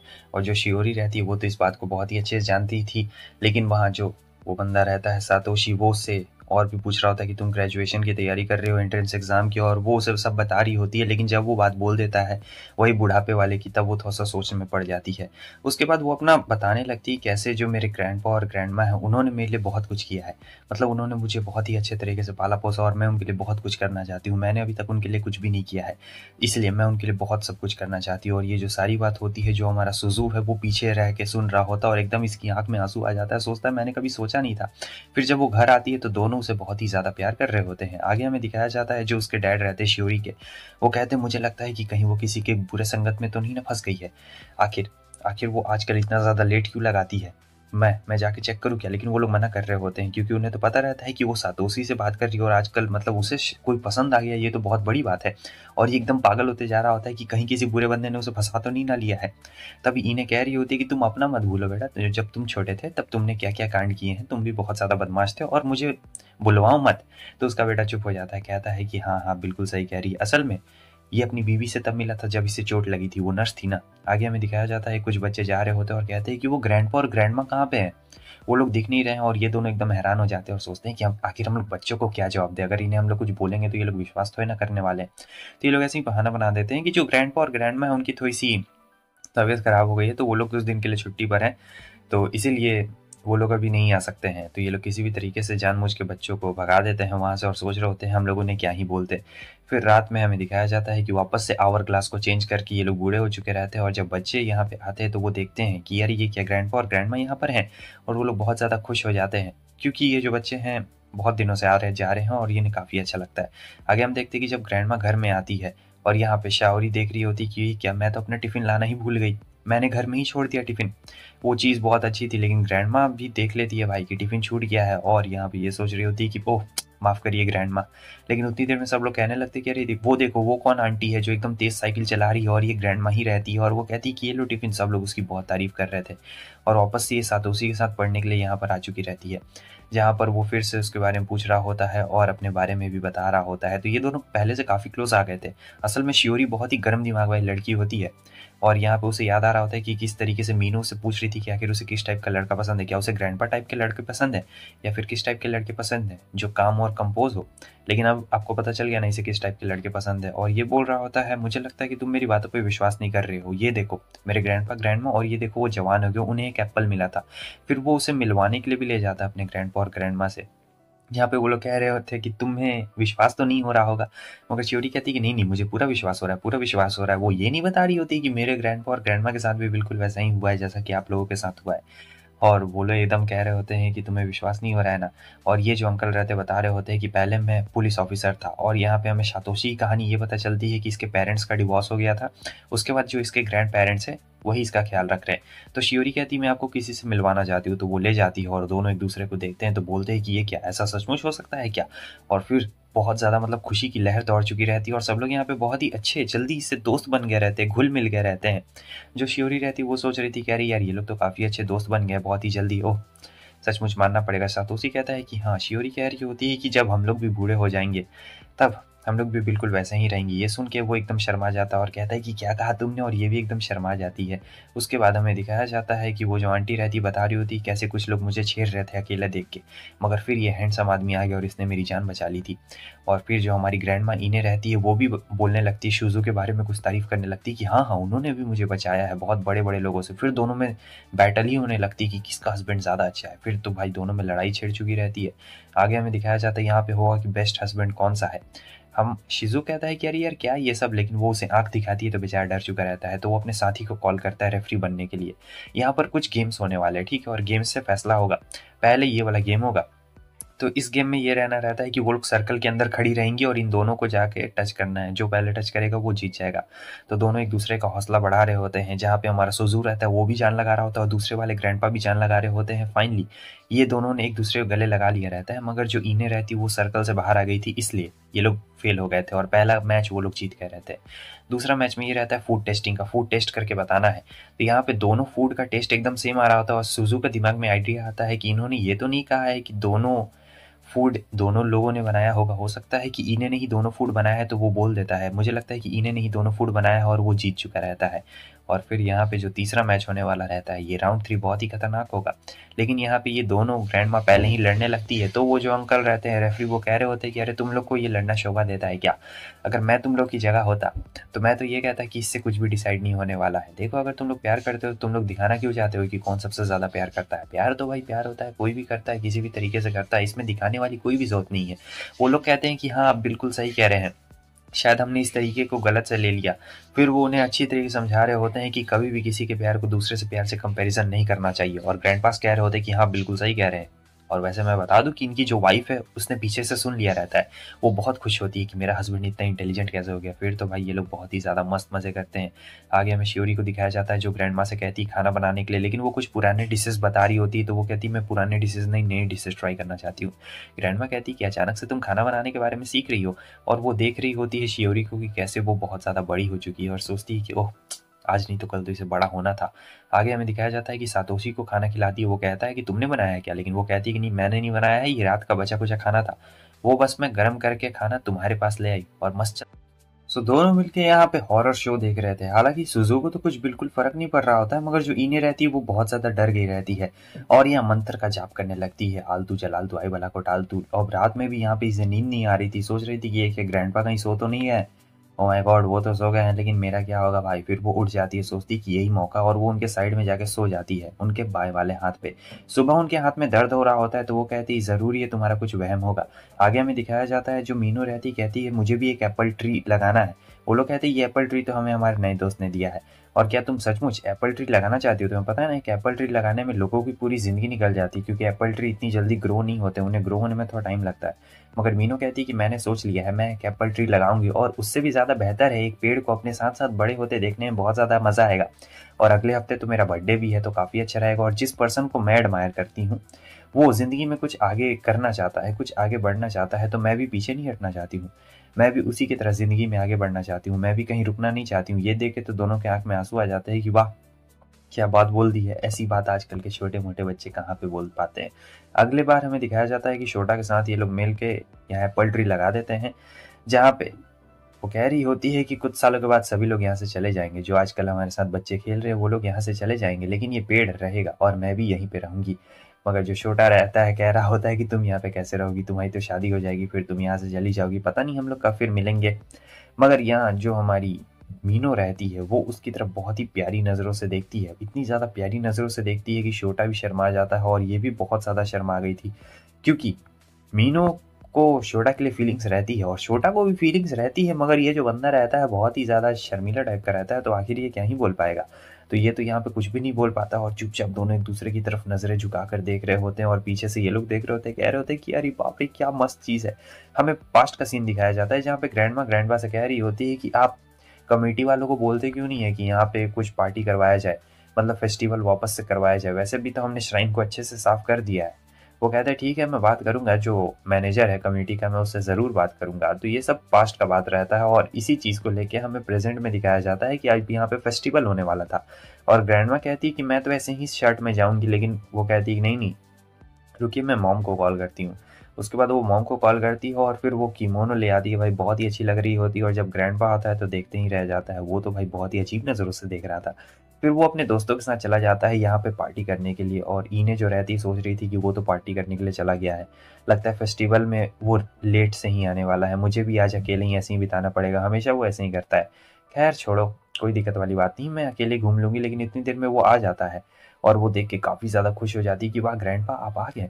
और फिर वो देखती है कैंडी खा रहे होते हैं यहाँ पे कुछ बच्चे, तो वो कहते हैं तुम भी खाओगी क्या? इन्हें कहती कि नहीं वो बहुत महंगी है, मैं नहीं खाने वाली हूँ। फिर ग्रैंडपा याद कर रहे होते हैं कि कैसे इसने गरीबी में मेरे साथ अपना जीवन व्यर्थ किया है, तो अभी इसे तो अच्छा कुछ ज़िंदगी देना चाहिए ना। तो वो कहता है कि अरे खा लो, खाने में क्या है, पैसे की कमी थोड़े ना है, बहुत पैसा है ग्रैंडपा के पास। तो वो कहती है ठीक है आप बोल रहे हो तो इतना खा ही लेती हूँ। और भी वो लोग बहुत मज़ेदार मज़ेदार चीज़ें कर रहे होते हैं और फिर यहाँ पे एक टेडी बियर पसंद आ जाता है ग्रैंडमा को, मगर वो टेडी बियर के ऊपर शॉट लगा ही नहीं पा रही होती है।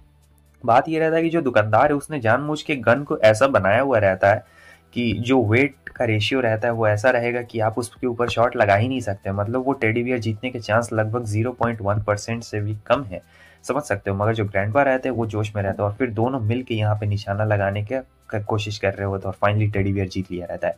बहुत ज़्यादा मजा आ गया रहता है, ग्रैंडमा तो बहुत ही ज़्यादा खुश हो जाती है। फिर हमें दिखाया जाता है वो बात कर रहे होते हैं कि हम में से कोई एक चला जाएगा। हालांकि ग्रैंडमा के जाने के ज़्यादा चांसेस है क्योंकि वो पहले से बीमार रहती थी और अभी ना आवर ग्लास की वजह से ठीक हो गई है।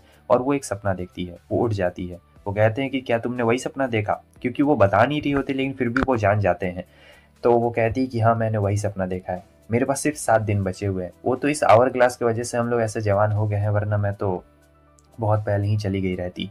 और यहाँ शुजो को बहुत ज़्यादा बुरा लग रहा होता है क्योंकि इन्हीं के पास ज़्यादा दिन नहीं बचे हुए रहते हैं। और इन्हें कह रही होती है कि हमने जो भी अपना जीवन अभी तक बिताया है वो बहुत ही ज़्यादा अच्छी तरीके से बिताया है, मेरे पास ज़्यादा वक्त अब नहीं बचा है, काश काश यहाँ पे कुछ मिरेकल हो जाता। सोज़ो उसे कस के पकड़ लेता है और कहता है कि एक मिरेकल देखना ज़रूर होगा, और अचानक से वहाँ पे एक बहुत ही तेज़ रोशनी चमकने लगती है। तो इन्हें तो बेहोश हो गई थी और हमें गॉड को दिखाया जाता है जो इस श्राइन के छोटे से गॉड रहते हैं। वो कहते हैं कि तुमने हमारी बहुत सेवा की है, तो हम चाहें तो तुम्हारी एक इच्छा पूरी कर सकते हैं। तो ग्रैंडपा कहते हैं कि तुम मेरी बीवी का मतलब वापस से मतलब वो कर दो, मतलब इसका टाइम कम है, इसका टाइम बढ़ा दो। वो कहती है ऐसा तो नहीं हो सकता है क्योंकि मैं छोटी मोटी गॉड हूँ, लेकिन ऐसा ज़रूर हो सकता है कि मैं किसी और का टाइम लेके इसके टाइम में ऐड कर सकती हूँ। तो ग्रैंडपा सोचते हैं कि लगता है मेरे पास सिर्फ एक ही रास्ता है। तो वो यहाँ पे गॉड से मांगते हैं कि मेरे पास जितना वक्त बचा है उसका आधा वक्त ग्रैंडमा में जोड़ दो। तो गॉड कहते हैं कि ठीक है, जैसा तुम कहो। और फिर ग्रैंडमा की यहाँ पे आँख खुलती है। वो कह रही होती है कि मैं कब से सोई थी। वो कहते हैं कि 15 मिनट से सोई थी तुम, और कुछ भी नहीं। और वो कह रही होती है कि पता नहीं वो सपना क्या था, मुझे कुछ भी याद नहीं है, लेकिन मेरे आवर ग्लास में वापस से सैंड आने लगी है, लेकिन मुझे कुछ समझ में नहीं आ रहा मेरे पास कितने दिन बचे हुए हैं। लेकिन इस बार मैं तुम्हें नहीं बताने वाली हूँ कि मेरे पास कितने दिन बचे हुए हैं। तो सुजो कह रहा होता है ठीक है, तुम्हें नहीं बताना है मत बताओ। और वो सोच रहा होता है कि मैं तो इन्हें को ये बात कभी नहीं बताने वाला हूँ। एक हफ्ते बाद देखती है कि यार ये क्या, मैं जिंदा हूँ। और वो बहुत ज़्यादा खुश हो जाती है, सोचती कि ये क्या, मेरा आवर ग्लास में से सैंड खत्म नहीं हुआ। और वो एकदम बहुत ज़्यादा रोने लगती है। सोजो उसे शांत करा रहा होता है। सोजो ने अभी तक उसे नहीं बताया रहता है कि उसने अपनी आधी ज़िंदगी वापस से इन्हें को दे दी है।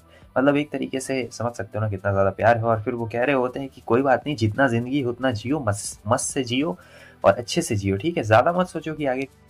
सो जो मीनो रहती है वो ग्रैंडपा और ग्रैंडमा को कह रही होती है हैलोवीन के लिए रेडी होने के लिए। वो लोग कहते हैं हैलोवीन हम लोग क्या मनाएंगे, आजकल के बच्चों के मनाने की चीज़ होती है, हमारी नहीं। लेकिन फिर वो जिद कर रही होती है, कहती है कि नहीं आपको भी हैलोवीन मनाना है।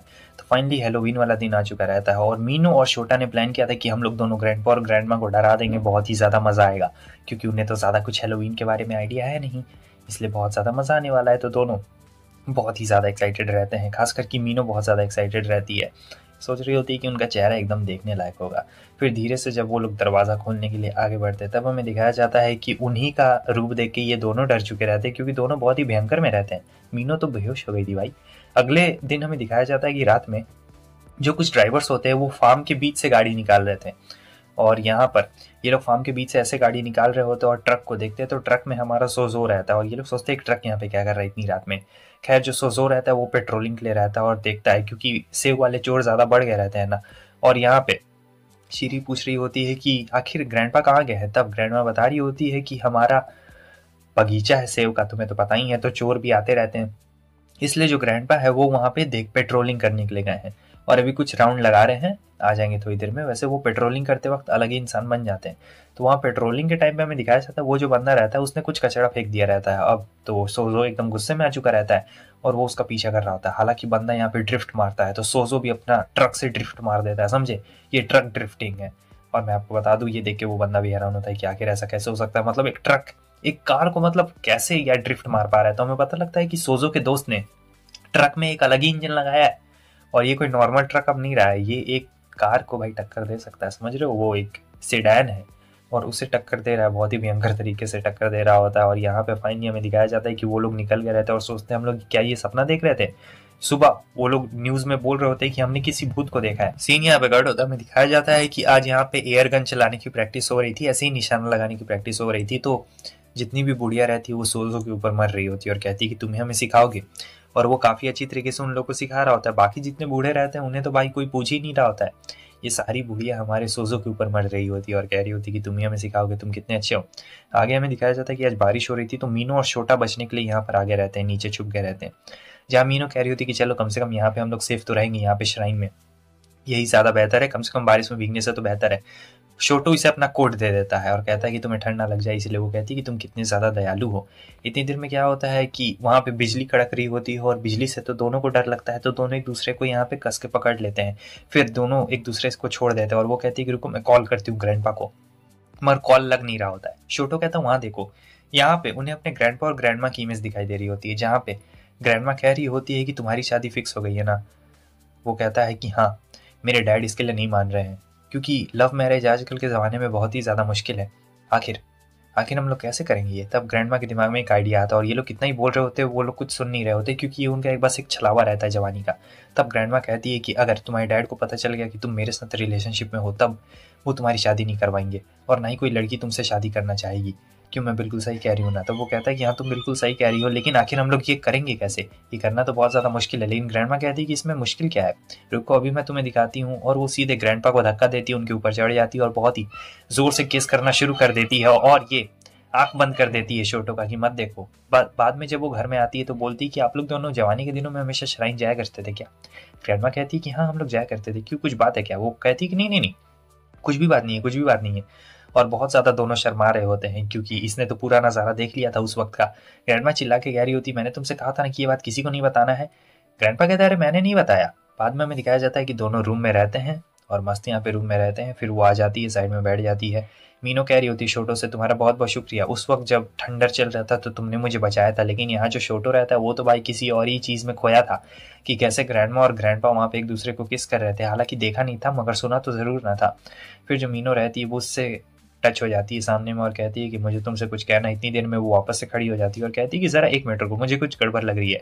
तो ग्रैंडपा धीरे से उनके कमरे के पास जाने की कोशिश करते, उतनी देर में वो आ चुकी रहती है मीनो, और कहती है कि आप लोग यहाँ पे क्या कर रहे हो। वो कुछ बहाना बनाते हैं, लेकिन वो बहुत गुस्से में रहती है और फिर धूम धड़ाका होता है, कमरा ही बंद कर देती है। अब दोनों आराम से रहते हैं। उसके अगले सीन में हमें दिखाया जाता है कि लोग बर्फ में जा रहे होते हैं। तो आगे बहुत लंबा जाम लगता है, क्योंकि जो आगे वाला बंदा था उसे काफ़ी डर लग रहा था गाड़ी चलाने में, क्योंकि वो बर्फ में गाड़ी नहीं चला पा रहा था और रुका हुआ था एक ही जगह पे, इसलिए जाम लग गया था। तो ग्रैंडपा उसे रास्ता दिखाते हैं। और मैं आपको बता दूं कि जो हमारी ग्रैंडमा है वो सोच रही थी ग्रैंडपा को चलाते हुए गाड़ी बहुत साल हो गया है। हालांकि वो काफ़ी ज़्यादा बूढ़े हो चुके हैं, आँख भी कमज़ोर हो गई, फिर भी देख सकते हो कैसे गाड़ी चलाया था उन्होंने। और यहाँ पे बर्फ़ हटाने की बारी होती है तो जो ग्रैंडमा रहती है वो बर्फ़ हटा रही होती है, समझो। बहुत ही मेहनती रहती है। पहले इन्हें ठंड लगती थी, लेकिन अभी ठंड नहीं लग रही, अभी अपने जवानी के दिनों में आ चुकी है ना, इसलिए ग्रैंडपा उन्हें देखते हैं। और ये ग्रैंडपा भाई बहुत ही बुढ़ा और ठरकी आदमी है, बता दूं। ऐसे ही देख के मतलब एकदम ठरक भर रहा है। तो हमें दिखाया जाता है यहाँ पे न्यू ईयर से कुछ दिन पहले के सीन को, जहाँ पे जो ग्रैंडपा का बड़ा बेटा होता है वो यहाँ काम कर रहा था, मगर इससे काम हो नहीं रहा था, मगर फिर भी अपनी बीवी के सामने दिखा रहा था। तो वही ग्रैंडपा कहते हैं कि उसके सामने दिखा रहे हो कि तुम कितने ज़्यादा फुर्तीले और ताकतवर हो, हटो मैं और ग्रैंडमा करके दिखाते हैं। तो वो और ग्रैंडमा जब कर रहे होते हैं तब बहुत ही अच्छी तरीके से काम कर रहे होते हैं और वो देख के हैरान हो जाता है। आगे हम देखते हैं कि वो स्नोमैन बनाते हैं जो काफ़ी ज़्यादा अच्छा लगता है मीनो को, और कह रही होती कि ये तो बहुत ही अच्छा है ग्रैंडपा। और फिर वो और भी ज़्यादा चीज़ें बना रहे होते हैं स्नो के। फिर वो पूछते हैं अपनी बेटी के पोते के बारे में कि उसे क्या पसंद है। तब मीनू बोल रही होती है सोच के, अच्छा तो उसे ये पसंद है, क्योंकि सभी लोग फैमिली आ रहे होते हैं न्यू ईयर मनाने के लिए, और वहाँ पे वो देख के काफ़ी खुश हो जाता है।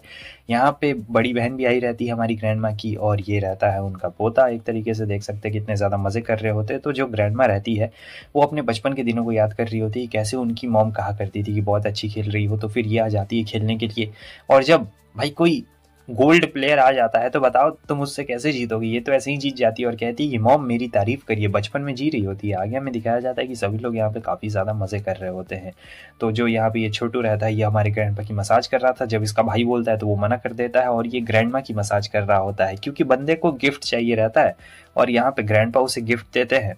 ठीक है, वो इसे लेकिन एक लाइब्रेरी का कार्ड दे देते हैं तो बेचारा नाराज हो जाता है। बाद में यहाँ पे जितने भी मर्द लोग रहते हैं ये सब मस्त जूस पी रहे होते हैं और औरतें यहाँ पे बात कर रही होती है, जहाँ पे हमारी शिवरी की मॉम बता रही होती है कि मैं उसके ऊपर कुछ ज़्यादा ही हार्ड हो रही हूँ, लेकिन जो ग्रैंडमा होती है कहती है कि नहीं, पढ़ाई के ऊपर ज़्यादा उसका प्रेशर मत डालो, ठीक है। और फिर उनकी जो दूसरी बहू रहती है वो बताती है कि एक पेशेंट मुझे बहुत तंग करता है यहाँ जब मैं नर्स करती हूँ, तो वो कहता है कि ये काम करो वो काम करो। ग्रैंडमा कहती है कि तुम्हारा काम है नर्सिंग करना, ऐसा नहीं तुम उसकी नौकर नहीं हो, तुम्हें ये सब नहीं करना है। तो वो उन्हें अच्छे से समझा रही होती है, क्योंकि ग्रैंडमा के पास एक्सपीरियंस रहता है। और जब ये अंदर आते हैं मांगने के लिए तब देखते हैं कि ये क्या हो रहा है। आगे हम देखते हैं कि वो छोटकू इन दोनों के साथ ही सोया था, सपने देख रहा था। और फिर उसके बाद यहाँ पे बहुत सारे लेटर्स भी आए हुए रहते हैं। शिवरी कहती कि ये क्या है, तब वो बोलते हैं कि ये हमारे ज़माने का सोशल मीडिया, हम लोग ऐसे ही बताते हैं सब लोग को हैप्पी न्यू ईयर, ऐसे ही करते हैं। और यहाँ पे तो ग्रैंडपा का फैन क्लब ही खुला हुआ रहता है। बुढ़िया पागल हो जाती है भाई, बूढ़ी एकदम पागल रहती है ग्रैंडपा के पीछे कि क्या हैंडसम आदमी है भाई, मजा आ जाएगा इससे तो, ओहो। और फिर क्या था, ये छोटू जा ही नहीं रहा होता, इनके जाने का वक्त आ गया था, न्यू ईयर खत्म हो गया था, मगर वो कह रहा होता है मेरे डैड ग्रैंडपा इतने हैंडसम बिल्कुल भी नहीं है, भले सेम दिखते हो। तो ग्रैंडमा उसे टेडी बियर देती है और कहती है कि इसके जरिए हम लोग तुम्हें देखेंगे, भले बात ना कर पाए। तो बच्चे को ये लोग बहुत ही बुरी तरीके से बेवकूफ़ बना देते हैं। यहाँ तक कि पिंकी प्रॉमिस भी किया जाता है उससे, हालांकि उसके जाने के बाद ग्रैंडपा फूट फूट के रो रहे होते हैं। आगे हमें दिखाया जाता है कि ये लोग खा रहे होते हैं, तभी नहीं याद आता है कि हमें मियो और शोटा के साथ भी तो जाना है। तो फिर वो मीनू और शोटा के पास में आ चुके रहते हैं, जहाँ पे इन्हें छोटा आज मदद करने वाला था। तो वो पूछ रहे होते छोटा से तो और सब कैसा चल रहा है मीनो के साथ में, तो वो तो काफ़ी ज़्यादा शर्मा जाता है। फिर ग्रैंडपा उसे कह रहे होते हैं कि जब भी मैं तुम्हारे ग्रैंडपा से मिलता हूँ तो वो मुझसे तुम्हारी शादी की बात पूछने लगते हैं। अरे यार तुम लोग बताओ आखिर तुम लोग के बीच में क्या चल रहा है, बता दोगे तो हम लोग के लिए थोड़ा आसान हो जाएगा ना, लेकिन वो तो कुछ नहीं बोल रहा होता है।